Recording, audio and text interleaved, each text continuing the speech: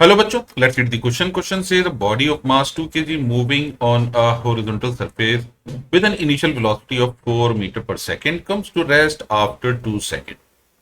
If one wants to keep this body moving on the same surface with a velocity of 4 meter per second, the force required is.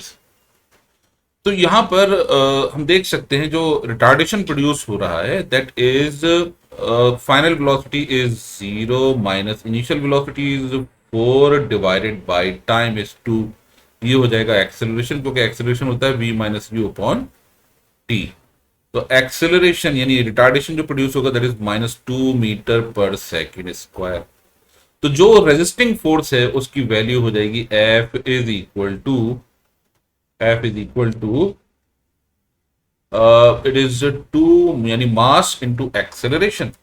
तो mass into acceleration that is equals to 2 into -2 that is equals to -4 Newton.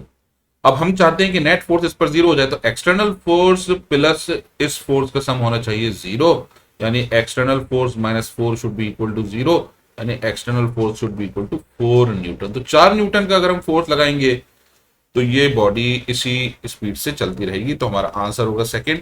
I hope you understood the solution. Thank you.